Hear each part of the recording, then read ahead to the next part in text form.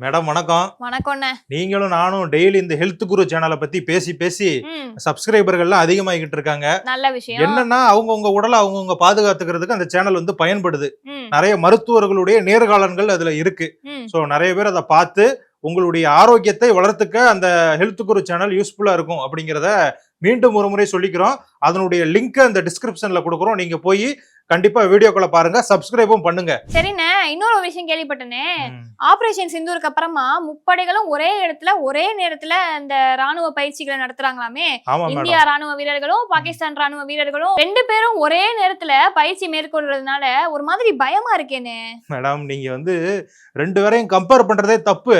ஆ, ஏன்னா பாகிஸ்தான்ல இருக்கக்கூடிய அந்த விமான தளங்கள் இருக்குல்ல, ஆமா. அவங்களுடைய அந்த ஏர் பேஸ் எல்லாத்தையுமே நம்ம அடிச்சு உடைச்சிட்டோம் ஆபரேஷன் சிந்தூர்லயும். ம், இப்ப என்னன்னா வெளிநாடுகள், மேற்குலக நாடுகள்னு சொல்லுவாங்க, ஆமா. அவங்களுக்கு வந்து கடுமையான பொருளாதார மந்தத்துல இருக்காங்க. ம், அவங்க இப்ப பாகிஸ்தானுக்கு உதவி பண்றாங்க. ம், இந்தியா மட்டும் வளர்ந்துகிட்டே இருக்கு, ம், மற்ற நாடுகள் எல்லாமே வந்து பாத்தீங்கன்னா கம்மியாகிக்கிட்டே போகுது. ம், அதனால இந்தியாவினுடைய வளர்ச்சியை நம்ம கெடுக்கணும், ம், அவங்களுக்கு வந்து ஒரு அசாதாரண சூழலை ஏற்படுத்தணும் அப்படிங்கிறதுக்காண்டி ம். நம்ம மேல போர் தொடுக்கிறதுக்கான வாய்ப்புகள் இருக்கு அப்படிங்கிற தகவல்கள் உளவுத்துறை மூலமா நமக்கு தெரிய வந்திருக்கு. இதனால நம்முடைய ராணுவம் முப்படை என்ன பண்ணிருக்காங்க அப்படின்னா ஆபரேஷன் திரிசூல் அப்படிங்கிற பெயர்ல ம், இந்த முப்படைகளும் பயிற்சி எடுத்துக்கிட்டு இருக்காங்க. ம், வர 10ஆம் தேதி வரை அந்த பயிற்சி இருக்கு. ம். இதன் மூலமா நம்ம வந்து ஒரு ரெடினஸ்க்கு தள்ளப்படுறோம். அதாவது போர் ஒருவேளை வர்றதுக்கு முன்னாடியே ரெடி ஆகுறோம். ரெடி ஆகுறோம். ஒருவேளை வந்து பாகிஸ்தான் வந்து 2 அணுகுண்டை தூக்கி வீசுவாங்கல்ல, ஆமா. அப்படி தூக்குனாங்கன்னு வச்சுக்கோங்களேன், ஆ. கில்கிட் பாகிஸ்தான் அப்படிங்கிற ஒரு பகுதி இருக்கு. ஆ. அது வந்து பாத்தீங்க அப்படின்னா நம்ம இந்தியாவுக்கு வந்து சேர வேண்டியது.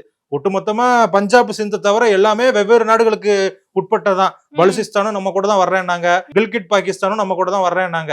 அந்த டயத்துல நேரு அவர்கள் வந்து ஒரு தவறான முடிவு எடுத்தாரு. இப்ப அதை வேற நாங்க கூட்டணியில வச்சிருக்கோம். So, அந்த நேரு அவர்கள் எடுத்த தவறான முடிவுல தான் அந்த இடங்கள்லாம் அங்க போச்சு. இப்ப இந்த ஆபரேஷன் திரிசூல் மூலமா போர் தொடுத்து அதையெல்லாம் நம்ம வந்து இணைக்கிறதுக்கான வாய்ப்புகள் பிரகாசமா இருக்கு. அதுதான் நீங்க சொன்ன செய்தியோட ஒரு பின்புலம். பரவாயில்லையே, நிறைய விஷயத்த தெரிஞ்சு வச்சிருப்பீங்க போல இருக்கே. ஒண்ணும் இல்ல மேடம், நேத்து கணேஷ்குமார் சார் வந்தார்ல, ஆ, அவர்கிட்ட நான் இதை பத்தி தான் இன்டர்வியூ எடுத்தேன். இந்த இன்டர்வியூல அவர் சொன்னதை நான் அப்படியே இதுல சொல்லிட்டேன். அவரோட இன்டர்வியூ நாளைக்கு காலையில வந்துரும். ஆ. எல்லாரும் கண்டிப்பா அந்த இன்டர்வியூ எல்லாம் பாருங்க. ம், நிறைய விஷயங்கள் நம்முடைய நாட்டுப்பற்று உள்ளவர்களுக்கு பார்க்க வேண்டிய விஷயங்கள் நிறைய அதுல இருக்கு. ம், கண்டிப்பா நீங்க எல்லாம் அந்த இன்டர்வியூ பாருங்க. ம். அப்படியே இன்னொன்னு கேட்கணும்னே, ஒரு சந்தேகம். சொல்லுங்க. இந்த ட்ரம்ப் அவர்கள் வந்து பிரதமர் மோடி அவர்கள் மேல பெருமிதம் கொள்றேன், ம். எங்களுடைய நட்பு இன்னும் நீடிக்கும் அப்படின்ற மாதிரி ஒரு தகவலை வெளியிட்டு இருக்காரு. ரஷ்யா கிட்ட இருந்து ஆயில் வாங்குறத இந்தியா நிறுத்திடுச்சு, ம். அதுக்காக நான் சந்தோஷப்படுறேன் அப்படின்ற மாதிரி சொல்லியிருக்காரு. என்ன? அதாவது மேடம், ஒவ்வொரு காலகட்டத்துல நம்ம ஆயில் வாங்குற அளவு ஏறும் இறங்கும். ம், ஒரு காலகட்டத்துல அதிகமா வாங்குவோம், ம், இன்னொரு காலகட்டத்துல கம்மியா வாங்குவோம். ம், இப்ப நம்ம வீட்டுல எல்லாம் பாத்தீங்க அப்படின்னா ஒரு காலகட்டத்துல வந்து கரண்ட் பில் அதிகமா வரும், இன்னொரு காலகட்டத்துல கம்மியா வரும்ல. அது எதுக்கு? ஆமா. நம்ம எவ்வளவு யூஸ் பண்றோமோ அதுக்கு ஏத்த மாதிரி வாங்க போறோம். ம், அந்த மாதிரி இந்த மாசம் வந்து நம்ம கம்மியா வந்து யூஸ் பண்ணிருப்போம் ஆயில். ம், அதனால வந்து பாத்தீங்க அப்படின்னா வாங்குறதும் கம்மியா இருக்கு. ம். இது வந்து அவர் என்ன சொல்ல வர்றாரு அப்படின்னா அமெரிக்காவுக்கு பயந்துகிட்டு தான் இந்தியா கம்மியா வாங்குது அப்படிங்கிற மாதிரி சொல்றாரு. மோடி அவர்கள் என்னைக்காவது ட்ரம்ப பத்தி பேசியிருக்காரா? இல்லையே. பேசவே மாட்டாரு. ஏன்னா அவரை கண்டுக்கிறவே கிடையாது. ம், அவங்க வந்து ஒரு வீழ்ச்சியை நோக்கி போய்கிட்டு இருக்கு அமெரிக்கா. ம், அவங்கள பத்தி நம்ம ஏன் பேசணும்? நம்ம நாட்டினுடைய வளர்ச்சியை மட்டும் பேசினா போதும் அப்படிங்கிறதுனால நம்ம அவங்கள வந்து புறந்தள்ளிட்டோம். ம், ஆனா அவங்க வந்து உலகின் சூப்பர் பவரா இருக்கக்கூடிய இந்தியாவை வந்து தொடர்ந்து இந்த மாதிரி பேசிக்கிட்டு இருக்காங்க. ம். அவங்க வந்து அவங்க நாட்டிலேயே நிறைய பிரச்சனைகள் போகுது. உங்களுக்கு ஒண்ணு தெரியுமா? ஆ, ஜேடி வான்ஸ் இருக்காருல்ல, துணை அதிபர், ஆமா. அவர் பொண்டாட்டியை வந்து நீங்க வந்து மதம் மாறணும் அப்படின்னு சொல்லி கட்டாயப்படுத்துறாராம். ஐயோ. அந்த அம்மா வந்து ஆந்திராவை பூர்வீகமா கொண்டவங்க. ஆ, அவங்க இப்ப இந்து மதத்தை ஃபாலோ பண்றாங்க. ம். இவரேவும் துணை அதிபரா வந்தப்ப என்ன தெரியுமா சொன்னாரு? என்ன சொன்னாரு? அதாவது நான் வந்து இந்து மதத்தின் வழிமுறைகளை ஃபாலோ பண்ணேன், ம், அந்த ஒழுக்க நெறிமுறைகள் தான் என்னை இவ்வளவு பெரிய ஆளா ஆச்சு அப்படிங்கிற மாதிரி சொல்லிட்டு இருந்தாரு. ம், இப்போ அடுத்து அவர் தான் அதிபராக போறாரு அப்படிங்கிற மாதிரி பேசிக்கிட்டு இருக்காங்க. ம், சோ அதிபராகணும் அப்படின்னா அவருடைய மனைவி இந்துவா இருந்தாங்கன்னா அங்க வந்து ஓட்டு போட மாட்டாங்க ம். அப்படிங்கிறதுக்காண்டி ஒரு இன வெறியோட செயல்படுறாங்க அப்படிங்கிற மாதிரி பேசப்படுது மேடம். இதெல்லாம் பத்தி பேச அவருக்கு வக்கு இல்லாம நம்ம இந்தியாவை பத்தி பேசிக்கிட்டு இருக்காரு. அதனாலதான் நான் என்ன சொல்றேன்னா ம். அவங்க எல்லாம் பத்தி பேசாதீங்க. இங்க வந்து திராவிட மாடல் அரசு சிறப்பா நடந்துகிட்டு இருக்கு. அதனாலதான் இந்தியாவோட பெருமையே பெருசா இருக்கு. அது சரி, நீங்க ஆனாலும் உள்ள கொண்டு வந்துருவீங்களே, உங்க கட்சியை விட்டு கொடுக்க மாட்டீங்க. சரி, உங்க தலைவர் ஒண்ணு சொல்லிட்டு இருக்காரு, என்ன நீங்க சொல்றாரு? என்ன பண்ணாலும் சரி ம். திமுகவுடைய தொண்டர்கள் இருக்கிற வரைக்கும் திமுகவை வீழ்த்தவே முடியாது அப்படிங்கிறாரு. ஒருவேளை அதிமுக, பாஜக, பாமக, தாவேகா எல்லாரும் கூட்டணி வச்சுட்டாங்கன்னு வச்சுக்கோங்க, உங்க கதி என்ன ஆகும் கொஞ்சம் நினைச்சு பாத்தீங்களா? மேடம் இவங்க எல்லாம் கூட்டணி வச்சுதான் 2021 எலெக்ஷனை சந்திச்சாங்க. ஆ. அப்ப என்ன தோல்வியை தானே தழுவுனாங்க?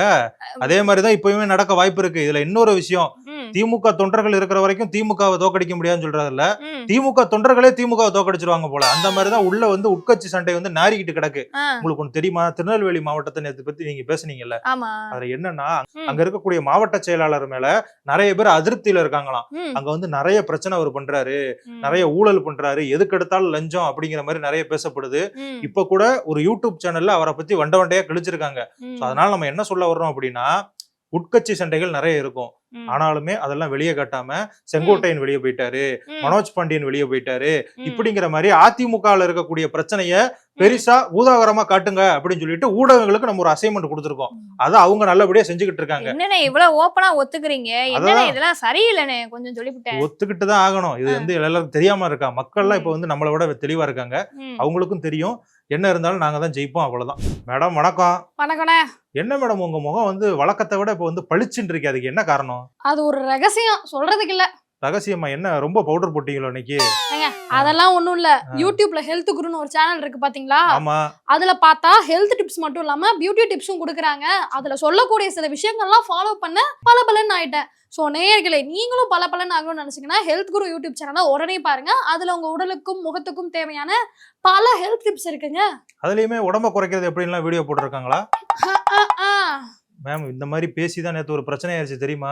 ஆமா பார்த்தேன். அவர் என்னங்க பிரஸ் ஒரு நடிகை கிட்ட என்ன கேட்கணும் கேட்க கூடாதுன்னு இல்லாம உங்க வெயிட் என்னலாம் கேட்டிருக்காரு. அதான் என்னன்னு தெரியல. அதாவது அவருடைய யூடியூப் சேனலை வந்து நிறைய பேர் போட்டு இங்க பாருங்க அவருடைய சேனல் எப்படி எல்லாம் பேசியிருக்காரு அப்படிங்கிற மாதிரி நிறைய போடுறாங்க. நம்ம என்னன்னா ஒரு பத்திரிகையாளர், ஒரு சினிமா பத்திரிகையாளர், சினிமா பத்தி நிறைய கிசுகிசுலாம் எழுதுவாங்க, அதெல்லாம் ஓகே, எல்லாம் இருந்துட்டு போட்டோம். ஆனா ஒருத்தவங்களுடைய உடலை பத்தியோ இல்ல அவங்க வந்து இதுக்கு முன்னாடி ஒருத்தர் வந்து இந்த நடிகை வந்து அழகா இல்ல அப்படிங்கிற மாதிரி எல்லாம் சொன்னாரு. இப்படி எல்லாம் பேசாதீங்க, இதனால ஒட்டுமொத்த பத்திரிகையாளர்களுடைய நற்பெயருக்கும் களங்கம் ஏற்படுது அப்படிங்கிற மாதிரி நிறைய பேர் சொல்றாங்க. யாரா இருந்தாலும் சரி, உடலை வந்து இந்த பாடி ஷேம் பண்றது, ரேசிசமா கமெண்ட் பண்றது இதெல்லாம் வேண்டாம் அப்படிங்கிற மாதிரி தான் சொல்றோம். நல்ல ஆரோக்கியமான விமர்சனங்களை முன்வைத்தா நல்லா இருக்கும். ஆமாங்க. இதெல்லாத்தையும் விடுங்க. கோயம்புத்தூர்ல இந்த பாலியல் வன்கொடுமை மாணவிக்கு நடந்துச்சு பாத்தீங்களா? ஆமா. அந்த சம்பவம் நடந்து அதோட சூட்டை இன்னும் தனியல. ஆ. நேத்துக்கு ஒரு பொண்ணை கார்ல கடத்துறதுக்கு முயற்சி பண்ணிருக்காங்க. எந்த அந்த ஊர்ல? சிசிடிவி வெளியாச்சு. எந்த ஊர்ல? கோயம்புத்தூர்ல தான். ஐயோ, கோயம்புத்தூர். அதான் நேத்து நயினார் நாகேந்திரன் அவர்கள் சொல்லியிருக்காரு. ஒரு காலத்துல மான்செஸ்டர் சிட்டியா இருந்துச்சு, இப்ப பாத்தீங்கன்னா மான்ஸ்டர் சிட்டியா மாறிடுச்சு. மான்ஸ்டர்னா என்ன? அந்த பூதம் பேய் அந்த அதான் சொல்லுவாங்கல்ல, அந்த மாதிரி போதையில பூதங்களும் பேய்களும் அலையுது அப்படிங்கிற மாதிரி சொல்லியிருக்காருன்னு நினைக்கிறேன் மேடம். அதான் கோயம்புத்தூர் அப்படிங்கிறது வந்து தொழிலுக்கு மிகப்பெரிய பெயர் பெற்ற ஒரு ஊரு.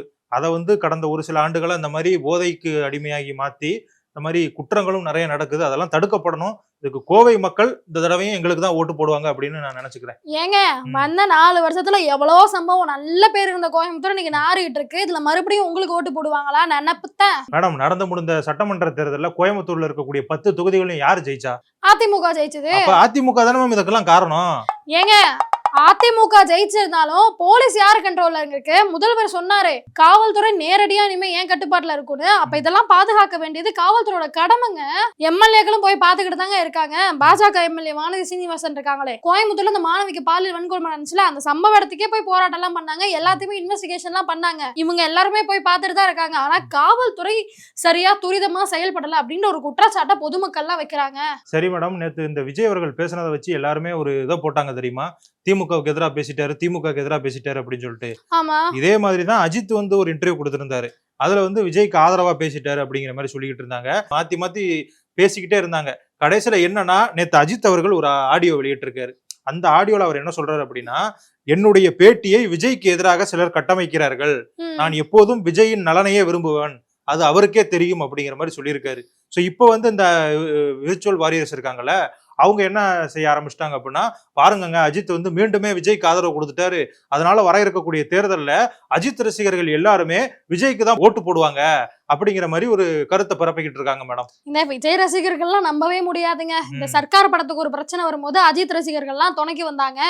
அப்போ இனிமே அஜித் படம் வந்தா ஆஹா ஓஹோன்னு கொண்டாடுவோம்னு சும்மா வாய்ப்பட்டாலாம் போட்டாங்க. அடுத்த படம் வரும்போது போட்டு அடி அடின்னு அடிச்சாங்க. உங்க தலைவர் படத்தோட எங்க தலைவர் படம் தான் கெத்து அப்படின்ற மாதிரி பில்டப் எல்லாம் கொடுத்தாங்க. இந்த விஜய் ரசிகர்கள் பேச்செல்லாம் எடுத்துக்கவே கூடாதுங்க மேடம். இந்த நம்ம பேசிக்கிட்டு இருக்கிற நேரத்துல இமயமலையில பனிச்சறுக்கு ஏற்பட்டிருக்கு. நீங்க வந்து இந்தியாவில இருக்கக்கூடிய இமயமலை நினைச்சிடாதீங்க, நேபாளில் இருக்கக்கூடிய இமயமலை. இந்த இமயமலை அப்படிங்கிறது இந்தியா, நேபாளம், சைனா இந்த மாதிரியான பல நாடுகளோட எல்லையா தானே இருக்கு. அப்படி வந்து பாத்தீங்க அப்படின்னா 9 நபர்கள் இறந்திருக்காங்களாம். அவங்க வந்து டூரிஸ்டா வந்து இந்த மலையேற்ற பயிற்சிக்காக போனவங்க. அதீதமான பனிப்பொழிவு ஏற்பட்டதுனால அவங்க வந்து இந்த உயிரிழப்பு ஏற்பட்டிருக்கு. நிறைய பேர் காயம் அடைஞ்சிருக்காங்க. 9 பேரோட உடலை வந்து இப்ப மீட்டிருக்காங்க. இன்னும் எத்தனை பேர் பாதிக்கப்பட்டிருக்காங்க அப்படிங்கிறது அடுத்தடுத்து தெரிய வரும்னு நினைக்கிறேன். ஸோ அவங்களுக்கு நம்மளுடைய இரங்கலை தெரிவிச்சுக்கலாம். இன்னொரு முக்கியமான விஷயம் என்ன அப்படின்னா, நம்ம பேச தமிழா பேசு யூடியூப் சேனல்ல நிறைய வந்து ரெக்யூர்மெண்ட்ஸ் இப்போ இருக்கு, வேகன்சி போய்கிட்டு இருக்கு. அதாவது கேமராமேனா இருக்கட்டும், editors, anchors, social media executive, இந்த மாதிரி நிறைய வேலைகளுக்கு வந்து இப்போ ஆள் எடுக்கிறாங்க. நீங்க பேச தமிழா பேசல பணியாற்றணும்னு நினைச்சீங்க அப்படின்னா உங்களுடைய ரெஸ்யூமை வந்து நம்ம கீழே தெரியக்கூடிய இந்த நம்பருக்கு வந்து நீங்க அனுப்பலாம். அதே மாதிரி பேச தமிழா பேச @gmail.com அப்படிங்கிற இமெயில் ஐடிக்கும் உங்களுடைய ரெஸ்யூம் எல்லாம் நீங்க அனுப்பலாம். கண்டிப்பா நிறைய பேர் அனுப்புவாங்க அப்படின்னு நம்ம எதிர்பார்க்கிறோம். ஃபுல் டைமுக்கும் ஆள் எடுக்கிறாங்க. அதே மாதிரி இன்டர்ன்ஷிப் பண்ணுவாங்க இல்லையா, அதாவது காலேஜ் படிச்சுக்கிட்டே வேலைக்கு. ஆமா, அந்த மாதிரி இருக்கிறவங்களுக்கும் வாய்ப்புகள் இங்க இருக்கு. விருப்பம் உள்ளவர்கள் உங்களுடைய ரெஸ்யூம் வந்து நீங்க அனுப்பலாம் அப்படின்னு சொல்லிட்டு கேட்டுக்கிறோம். சரிண்ணா, நீ பேசிக்கிட்டே நான் கிளம்புறேன். பாய். என்ன சித்தப்பா சொல்லுப்பா. தேர்தல் வேற வரப்போகுது. எல்லா கட்சிக்காரங்களும் தேர்தல் அறிக்கையெல்லாம் ரெடி பண்ணியிருப்பாங்க. நாங்க அதை இலவசமா கொடுக்குறோம், இதை இலவசமா கொடுக்குறோம் அப்படின்னு. அதே மாதிரி எங்க கட்சி சார்பில் ஒரு ஓட்டுக்கு 5000 ரூபாய் கொடுக்க வாய்ப்பு இருக்கு அப்படிங்கிற மாதிரி ஆர்பி உதயகுமார் சொல்லியிருக்காரு. பாத்தீங்களா அந்த நியூஸ? பாத்தீங்களா? பார்த்தம்பா. என்ன கம்மியா சொல்றீங்க 5000 ரூபான்னு? நீங்க நிறைய கொடுப்பீங்கல்ல எதிர்பார்த்தோம். ஐயோ அப்படிலாம் கிடையாது. அவரு வேற என்ன சொல்லியிருக்காரு? நீங்க 50,000 கொடுத்தாலும் உங்களால ஜெயிக்க முடியாதுன்னு சொல்லியிருக்காருப்பா. அதாவது அவர் வந்து ஒரு மனக்கோட்டை கட்டிக்கிட்டு வாழ்றாரு. அதெல்லாம் நாங்க வந்து காசே கொடுக்காம ஜெயிக்கக்கூடிய சூழ்நிலையில தான் இப்ப இருக்கு. அவர் என்ன சொல்றாரு அப்படின்னு எனக்கு புரியல. ஆனாலுமே ஓட்டுக்கு காசு கொடுக்க கூடாது அப்படிங்கிறது எங்க கட்சிக்காரங்களுக்கு எல்லாம் தெரியும். நாங்க வந்து ஓட்டுக்களை விலை கொடுத்து வாங்குற டைப்பே கிடையாது. நீங்க மக்கள் மத்தியில நல்ல நல்ல திட்டங்களை கொண்டு போய் சேர்த்து அதன் மூலமா ஓட்டு வாங்குறவங்க தான் எங்க கட்சி. இப்ப நம்ம இந்த இலவசங்கள் வந்து இந்தியால வந்து எல்லா இதுலயும் கொடுக்குறாங்க. நான் வந்து ஓட்டுக்கு காசு கொடுக்கறத பத்தி பேசல. இலவச அறிவிப்பு வரும்ல, இப்ப தேர்தல் அறிக்கையில இலவசமா நாங்க வந்து ஸ்கூட்டி கொடுக்குறோம், இலவசமா சைக்கிள் கொடுக்குறோம், இலவசமா லேப்டாப் கொடுக்குறோம் அப்படிங்கிற மாதிரி நிறைய திட்டங்கள் இருக்கு. இதுல நிறைய பேர் பயனும் அடைந்திருக்காங்க. இதே மாதிரி மால்டான்னு ஒரு நாடு இருக்கு. இந்த நாட்டினுடைய பிரைம் மினிஸ்டர் என்ன தெரியுமா அறிவிச்சிருக்காரு? 16 வயசுல இருந்து 21 வயசுல இருக்கக்கூடியவங்க 6 மாசம் ஃப்ரீயா ஜிம்ல போய் ஒர்க் அவுட் பண்ணிக்கலாமா. என்னப்பா அந்த மினிஸ்டர் தான் ஜிம் ஃப்ரீக்கா இருப்பாரா? அப்படிலாம் என்னன்னு தெரியல. ஆனா அவர் இது வந்து நல்ல விஷயம் தானே. ஏன்னா ரொம்ப நல்ல விஷயம்ப்பா. 16 வயசுல இருந்து 21 வயசுல வந்து பாத்தீங்க அப்படின்னா ஒரு வாலிப பருவம் இருக்கும். அந்த டயத்துல நம்ம ஏதாவது ஒரு பழக்கத்துக்கு வந்து அடிக்ட் ஆயிட்டோம்னு வச்சுக்கோங்களேன், வெளியே வர முடியாது. நம்ம இந்தியால இருக்கக்கூடிய நிறைய பேர் என்னென்ன மாதிரியான பழக்கத்துக்கு அடிக்ட் ஆயிட்டு இருக்காங்க அப்படிங்கிறது நமக்கு தெரியும். ஆனா ஜிம்ல போய் ஒருத்தவங்க ஒர்க் அவுட் பண்ணிட்டாங்கன்னு வைங்க, இந்த மாதிரி பேட் அடிக்ஷன் எதுவும் வராது. அதே நேரத்துல அவங்க உடல்நிலை பற்றி அவங்களுக்கு ஒரு அக்கறை வந்துடும். ஸோ அதனாலதான் அந்த மால்டாவோட பிரைம் மினிஸ்டர் இந்த ஒரு முடிவை அறிவிச்சிருக்காரு. 2026 இருக்குல்ல, வர நியூ இயர் 2026 ஜனவரி 1ஆம் தேதியில இருந்து இந்த திட்டம் வந்து அமல்படுத்தப்படும் அப்படிங்கிற மாதிரி சொல்லியிருக்காரு. அது என்னமோ கரெக்ட் தான்பா, நல்ல விஷயம் தான் ஜிம்முக்கு போறது என்னமோ. ஆனா ஜிம்முக்கு போனா ஹார்ட் அட்டாக் வருதாமே? அதெல்லாம் சும்மா பொய். அதாவது எல்லாருக்குமா வருது. அவங்களுக்கு வந்து ரொம்ப ஓவரா ஒர்க் அவுட் பண்றவங்க, இந்த மாதிரி நிறைய விஷயங்கள் இருக்கு. அதெல்லாம் உனக்கு தெரியாது. ஜிம்முக்கு ரெகுலரா போற என்ன மாதிரி ஆட்களுக்கு தான் தெரியும். நான் 1 வாரம் போயிருக்கேன்பா. எனக்கு தெரியும்பா. நானும் தான் 2 மாசம் போயிருக்கேன். இப்ப இங்க பாத்துக்கிட்டு இருக்கிற எல்லாருமே போயிருப்பாங்க.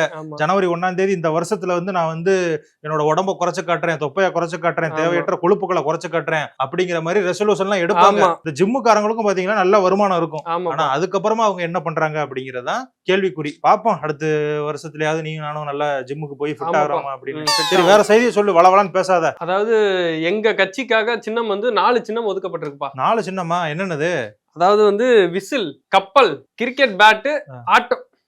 4 சின்னம் ஒதுக்கிட்டாங்க உங்களுக்கு. இப்ப 234 வேட்பாளர்களும் இந்த 4 சின்னத்துல போட்டிடுவாங்களா? ஆமாப்பா. என்னப்பா இது தெரியாம இருக்கியாப்பா நீ? என்ன சித்தப்பா சொல்ற நீ? அதாவது 4 சின்னம் வேணும் அப்படின்னு சொல்லிட்டு நீங்க வந்து கேட்டிருக்கீங்க. அதுல ஏதாவது ஒரு சின்னத்தை பொது சின்னமா கொடுப்பாங்க. ஒருவேளை பொது சின்னம் கிடைக்கலன்னு வையே, ஒவ்வொருத்தவங்களுமே சுயேட்சையா போட்டிடுறதுக்கான சூழ்நிலை ஏற்பட்டுரும். நாங்க தேசிய கட்சி ஆப்போம். என்னப்பா நீ தேசிய கட்சியா? என்னத்த நான் ஏதாவது சொன்னேன்னு வைங்களேன், உங்க விர்ச்சுவல் வாரியர்ஸ் கமெண்ட்ல கெட்ட வார்த்தையில திட்டுவாங்க. நானே திட்டுவேன். அதனால எனக்கு வேண்டாம் சித்தப்பா. உங்களுக்கு ஏதாவது ஒரு நல்ல சின்னம் கிடைக்கும், அந்த சின்னத்தை வச்சு நீங்க தேர்தலில் போட்டிடுங்க. நிறைய வாக்குகளை வாங்குவீங்க. ஜெயிப்பீங்களா தோப்பீங்களா அப்படிங்கிறது நமக்கு தெரியல. நாங்க பாத்துக்கிறோம். அது வந்து மக்கள் அவங்களே இப்ப கமெண்ட்லயும் சொல்லிடுவாங்க. சரி, இதுக்கப்புறம் வேற ஏதாவது செய்தி இருக்கா? இருக்குப்பா, நிறைய இருக்குப்பா. அதாவது வைகோ என்ன சொல்லியிருக்காருன்னா, 2011 காலகட்டத்துல நான் வந்து அதிமுக கூட கூட்டணி வைக்கலான்னு இருந்தேன் அப்படின்னு சொல்லியிருக்காரு. அதான் அது அந்த வரலாறு வந்து நமக்கு நல்லாவே தெரியும். என்னன்னா 2011 வரைக்குமே அவர் வந்து அதிமுக கூட்டணியில தான் இருந்தாரு. அப்ப வந்து விஜயகாந்த் அவர்கள் வந்து நம்ம வந்து அதிமுக கூட்டணியில போட்டியிடலாமா, தனித்து போட்டியிடலாமா அப்படின்னு ஒரு ஆலோசனையில இருந்தாரு. அவர் வந்து அதிமுக கூட்டணிக்கு வந்து அவருக்கு ஒரு 41 தொகுதி கொடுத்துட்டாங்களே, இது வந்து வைகோ அவர்களுக்கு கோவத்தை ஏற்படுத்திருச்சு. எனக்கு என்னப்பா, நேத்து கட்சி ஆரம்பிச்சு வந்தவங்களுக்கு 41 தொகுதி, எனக்கு கம்மியான தொகுதி நீங்க கொடுப்பீங்க எப்படி? 11 தொகுதி அதை கொடுத்திருப்பாங்க போல. 6 தொகுதி தான் கொடுத்துக்கிறேன் அப்படின்னாங்க. சொன்னா 6 தொகுதியில எனக்கு வேண்டாம், அட்லீஸ்ட் 12வது கொடுங்க அப்படின்னாரு. சரி 12 தொகுதி கொடுக்குறோம் அப்படிங்கிற மாதிரி அதிமுக தரப்புல பேசிட்டாங்க. கடைசியில எனக்கு 12 வேண்டாம், நான் வந்து விஜயகாந்துக்கு அதிகப்படியா எனக்கு சீட்டு வேணும் அப்படிங்கிற மாதிரி இந்த கட்சிக்காரங்க எல்லாம் சொல்லியிருக்காங்க. இப்படித்தான் அப்போ ஒரு வரலாறு இருந்துச்சு. விஜயகாந்துக்கு கம்மியா நம்ம சீட்டு கொடுத்ததுனாலதான் நான் கூட்டணியில இருந்து வெளியே போறேன் அப்படின்னு அப்ப பேசுறதா சொல்றாங்க. ஆனா இப்ப இவர் என்ன சொல்றாருன்னா, நான் கூட்டணிக்கு வர தயாரா இருந்தேன், ஆனா ஓபிஎஸ் தான் போய் பொய் சொல்லிட்டாரு அப்படிங்கிற மாதிரி சொல்றாரு. ஓபிஎஸ் அவர்கள் பொய் சொல்லியிருக்கவும் வாய்ப்பு இருக்கு. நமக்கு வந்து வரலாறு தெரியாம பேசக்கூடாது. அவங்க அந்த கருத்தை சொல்றாங்க, இவங்க அந்த கருத்தை சொல்றாங்க, மாறி மாறி பேசிக்கிட்டு இருக்காங்க.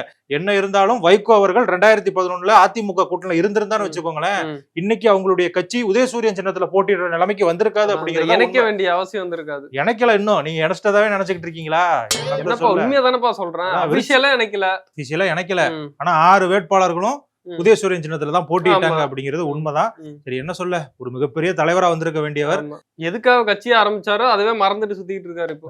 சரி விடுங்க, இப்படி எல்லாம் பேசாதீங்க. அவங்க கட்சிக்காரங்களும் கொஞ்சம் கோவமானவங்கள தான், உங்களை மாதிரி கிடையாது. அவங்க வந்து வீட்டுக்கே வந்து அடிப்பாங்க. சரி, நான் கிளம்புறேன்ப்பா. பேசு தமிழா பேசு சேனலுக்கு ஆதரவு தந்து கொண்டு இருக்கக்கூடிய பார்வையாளர்களுக்கு வணக்கம். அரசியல் ஆன்மீகம்னு மட்டும் இல்லாம இப்போ ஹெல்த்லயும் நம்ம வந்தாச்சு. ஹெல்த் சம்பந்தமான பிரச்சனைகளுக்கும், ஹெல்த் டிப்ஸுக்கும், ஹெல்த் கேருக்கும், இல்ல ஹெல்த் பத்தி ஏதாவது தெரிஞ்சுக்கணும் அப்படின்னு நினைச்சீங்கன்னா ஹெல்த் குரு சேனல் கண்டிப்பா உங்களுக்கு யூஸ்ஃபுல்லா இருக்கும். பேசு தமிழா பேசு சேனலுக்கு கொடுக்கக்கூடிய இதே சப்போர்ட்டை ஹெல்த் குரு யூடியூப் சேனலுக்கும் கொடுத்து அந்த சேனலை சப்ஸ்கிரைப் பண்ணி உங்க நண்பர்களுக்கு ஷேர் பண்ணும்படி கேட்டுக்கிறோம். நம்ம ஹெல்த் குரு சேனலோட லிங்கை டிஸ்கிரிப்ஷன்ல தரோம், மறக்காம செக் பண்ணி பாருங்க.